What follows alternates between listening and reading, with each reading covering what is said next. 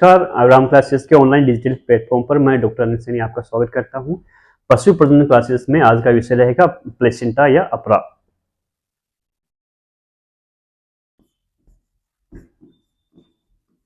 Placenta Hindi में बोलेंगे, अपरा। प्लेसेंटा या अपरा होता क्या है? बच्चे का माँ के साथ कनेक्शन होता है। माँ रहेगी और ये बच्चा रहेगा, इसका आपस में कनेक्शन होता है।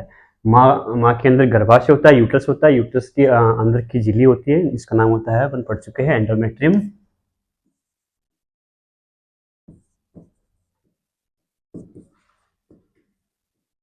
और बच्चा है, बच्चा नहीं रहेगा, ये भ्रूण रहेगा।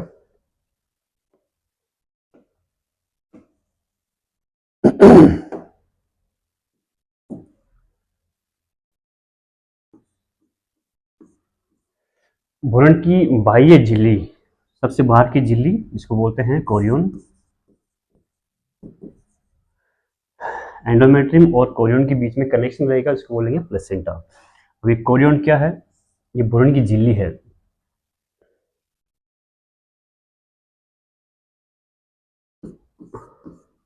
भ्रूण भ्रूण के सब एमनियोटिक जो प्राणी होते हैं, एमनियोटिक प्राणी में भ्रूण के प्रोटेक्शन के लिए, सुरक्षा के लिए एक कवरिंग होती है, कवच होता है, इसको बोलते हैं एमनियोन। एमनियोटिक कैविटी बोलते हैं इसको।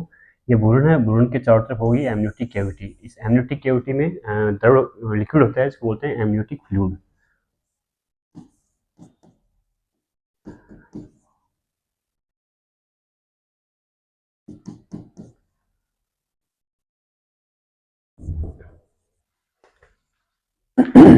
और एमनियोटिक कैविटी के बाहर एक और परत होती है, जिसमें इसका खराब मटेरियल, वेस्ट मटेरियल निकलता है, गैस, खराब गैस निकलती है। उस कवरिंग को बोलते हैं एलेंटोइक कैविटी।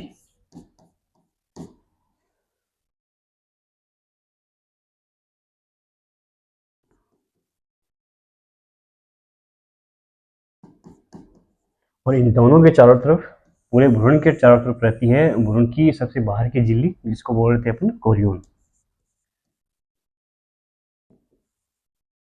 और ये amniotic cavity, amniotic fluid amniotic प्राणी में होता है, एमनियोटिक जीव होता है। अब एमनियोटिक जीव होते कौन से हैं, इसको जानने के लिए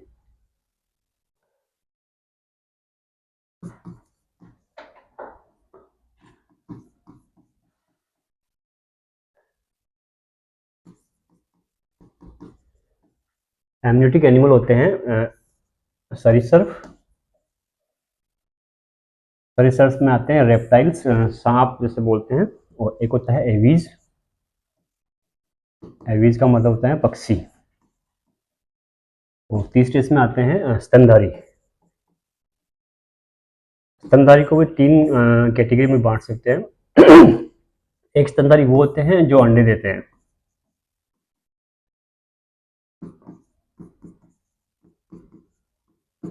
एक स्तनधारी होते हैं जिनमें मार्सुपियल बैग रहता है। कंगारू आते हैं इस श्रेणी में।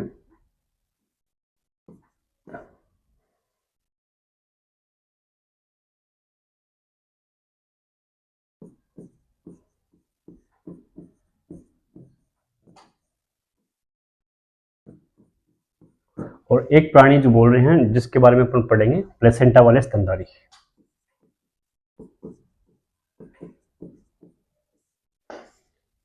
सरीसृप और एवीज और अंडे देने वाले स्तनधारी, इन तीनों का माँ के साथ कनेक्शन नहीं होता है, क्योंकि इसमें अंडा रहता है। अंडा केवल यूट्रस में आएगा, बच्चेदानी में आएगा और अंडा बाहर निकल जाएगा। माँ के साथ इसका कनेक्शन नहीं होता है। और अपन मार्सुपियल की बात करें, कंगारू की बात करें, तो कंगारू का भी सेम ऐसा सीन है। कंगारू के अंदर माँ और भ्रूण का आपस में कनेक्शन नहीं होता है, केवल ये एमनियोटिक कैविटी होती है, एमनियोटिक फ्लूइड होता है, जो भ्रूण की प्रोटेक्शन देता है बाहर से। ठीक है, अब बात करते हैं प्लेसेंटल एनिमल की। बात करे थे अपन प्लेसेंटा की।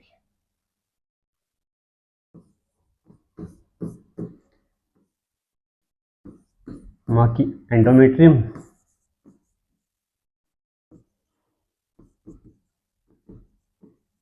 और भ्रूण की कोरियन। कोरियन समझ गए?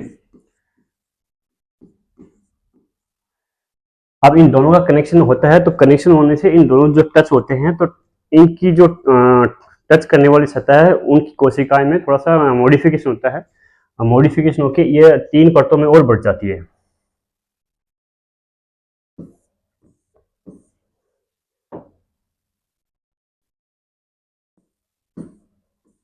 ठीक है, इसका जो माँ की एंडोमेट्रियम के जो अंदर की सतह रहती है उसका नाम होता है एंडोथीलियम।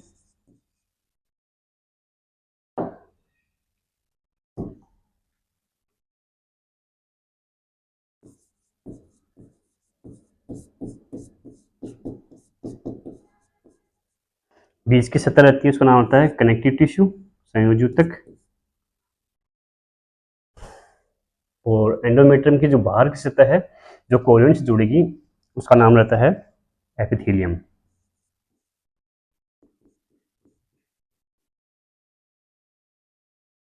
और ऐसे ही भ्रूण की जो सबसे जो कोरियन परत है, कोरियन परत की जो लास्ट की सतह है जो एंडोमेट्रियम की एपिथेलियम से जुड़ी उसका नाम भी रहता है एपिथेलियम।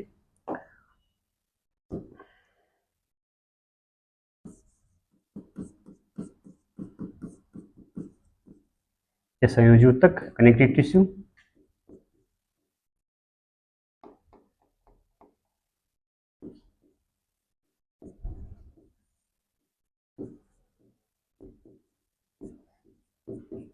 और ये होती है एंडोथीलियम।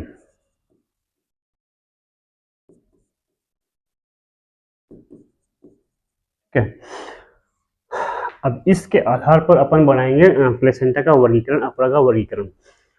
तो पहला नाम लिखता हूं मैं।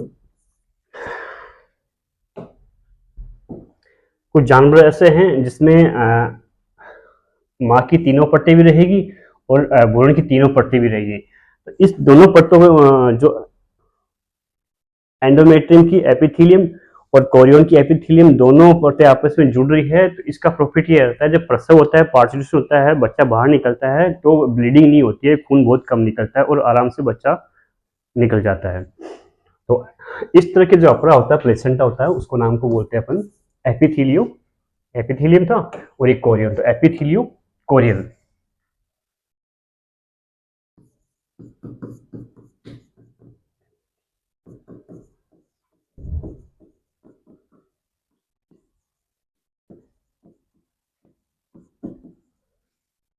एपिथीलियो कोरियन प्लेसेंटा ये रहता है, एक तो होता है मेहर घोड़ी में और एक होता है मादा सुअर। इन दोनों के अंदर रहता है एपिथीलियो और कोरियन। और एक दूसरा प्रकार देखें, दूसरे प्रकार में जो ये माँ की जो है एपिथेलियम ये गायब होती है, ये होती नहीं उस सीरीज में। तो सीधा जो कोरियन है, कोरियन की एपिथेलियम जुड़ेगी कनेक्टिव टिश्यू से। तो इस प्रकार के प्लेसेंटा का नाम लिखेंगे अपन सिनडेस्मोकोरियल।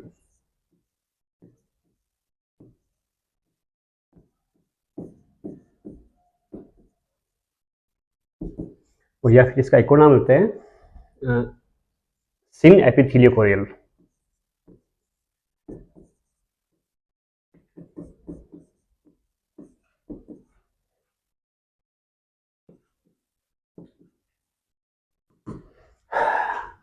ये रहता है रूमिनेंट्स में, रूमन थी जानवर में रहता है सिंडेस्मोकोरियल प्लेसेंटा, रूमन थी जानवर में गाय, भैंस, भेड़, बकरी। ठीक है, अब एक प्लेसेंटा ये रहेगा जिसमें कनेक्टिविटी से भी हट गया, केवल एंडोथीलियम है, मैटरनल एंडोथीलियम जुड़ेगी कोरियन से, तो इसको बोलेंगे एंडोथीलियो कोरियल प्लेसेंटा।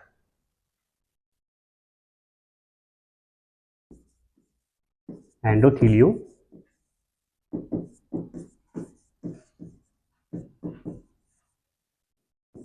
प्लेसेंटा मतलब अपरा। ठीक है, एंडोथीलियो कोरियल प्लेसेंटा रहता है। अब ये थोड़ा सा अंदर आ गया है और माँ की जो अंदर की परत है यहाँ तक आ गया है, तो अगर प्रसव होगा तो यहाँ पर खून निकलेगा, तो ये थोड़ा सा अंदर की परतों तक जा चुका है। ये इस प्रकार का अपरा मिलता है कुतिया में, बीच में। ठीक है, अब ह्यूमन की बात करें, आदमी की बात करें, तो आदमी में तो यह परत भी नहीं होती है। माँ की जो परतें हैं इनमें मॉडिफिकेशन रूपांतरण नहीं होता है, कोरियन सीधा जुड़ती है ब्लड पार्ट से। तो ब्लड को बोलते हैं हिम,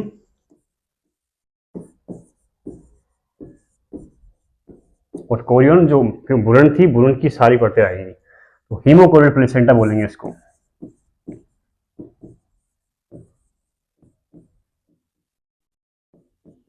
ये रहेगा ह्यूमन में, इंसान के अंदर। एक रेबिट होता है, खरगोश, खरगोश का सील ये रहता है, मेटल जो परतें हैं वो तो सब गायब रहेंगी, और जो कोरियन है, कोरियन की एपिथीलियम भी नहीं रहेगी और कनेक्टिव टिश्यू नहीं रहेगा। कोरियन का भी सीधा एंडोथीलियम जुड़ेगी हिम पार्ट से, मेटल हिम पार्ट से। तो अगर खरगोश में जन्म होता है बच्चे का तो खून बहुत ज्यादा निकलता है।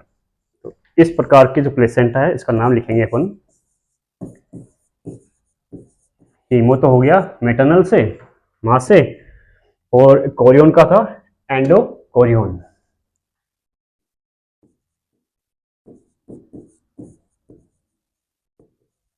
कोरियोनिक।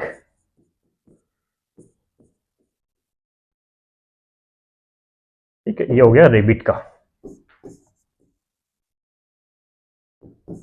ठीक है, अब ये 3 प्रकार के प्लेसेंटा है जिसमें जो भ्रूण की परतें हैं वो माँ के सतहों से अंदर तक जा रही है। तो इस प्रकार को प्लेसेंटा को बोलेंगे ट्री प्लेसेंटा।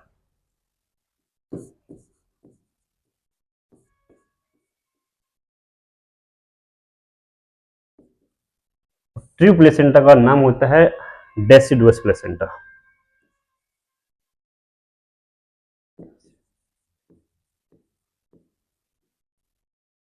अपरा। इन तीनों प्रकार के प्लेसेंटा जिसमें भ्रूण की परतें माँ की जो गर्भाशय की परतें हैं उसके अंदर तक फंसी रहती है, और जो प्रसव होता है तो ब्लीडिंग खूब होती है, खून बहुत निकलता है, ऐसे प्लेसेंटा को बोलेंगे डेसिडुअस प्लेसेंटा या ट्रू प्लेसेंटा। और ये 2 प्रकार के प्लेसेंटा थे, इनको बोलेंगे सेमी प्लेसेंटा बोल सकते हैं या फिर नॉन डेसिडुअस प्लेसेंटा, जिसमें खून बहुत कम निकलेगा, नॉन डेसिडुअस प्लेसेंटा बोलेंगे इनको।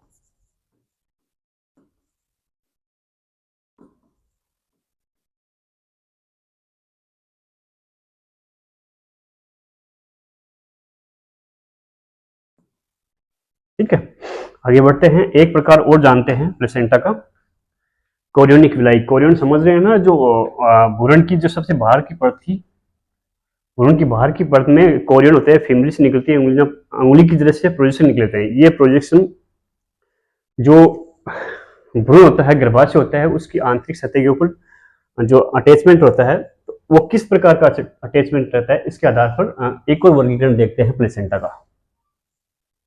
किस आधार पर था? Chorionic villi.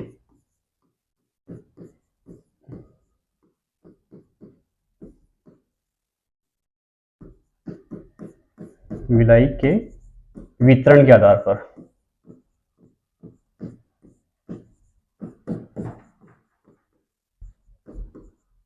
ठीक है,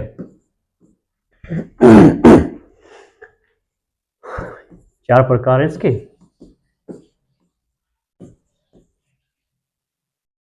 पहला प्रकार है डिफ्यूज्ड। ठीक है, डिफ्यूज ऐसा प्लेसेंटा होता है जिसके अंतर्गत कोरियोनिक विलाई एंडोमेट्रियम के साथ कहीं पे भी जुड़ जाती है, कोई फिक्स अटैचमेंट नहीं होता। जैसे एक गोल कमरे का सीन बनाए, गोल कमरा है जिसके अंदर बल्ब लगे हैं, बल्ब का कोई लिमिट नहीं, कितने भी लगे हैं, और कोई मतलब सीक्वेंस नहीं है, बहुत सारे बल्ब लगे हुए हैं, तो ये होता है डिफ्यूज टाइप प्लेसेंटा में। इस प्रकार प्लेसेंटा मिलेगा घोड़ी में और मादा सुअर में। ठीक है, एक प्लेसेंटा होता है जो अपन रूमिनेंट्स की बात करते हैं, जिसमें कोटिलिडन्स बनते हैं, प्लेसेंटम होता है, क्रंकल बनता है, उस प्रकार के प्लेसेंटा को बोलते हैं कोटिलिडनरी।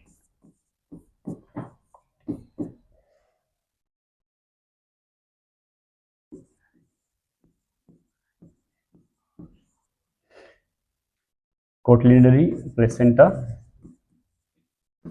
ये मिलेगा रूमन थी जानवरों में। ठीक है,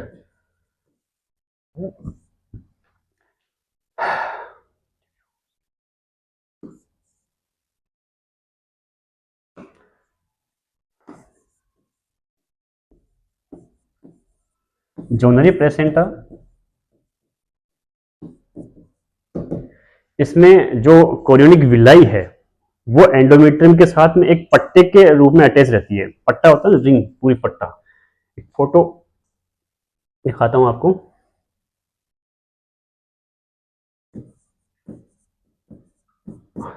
पट्टे के रूप में अटैचमेंट रहता है इनका। ठीक है, और एक होता है डिस्कोइडल।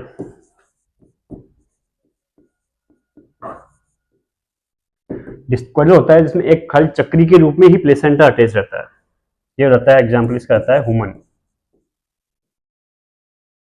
ये थे प्लेसेंटा पर का। आगे क्लास, नेक्स्ट क्लास में लेंगे।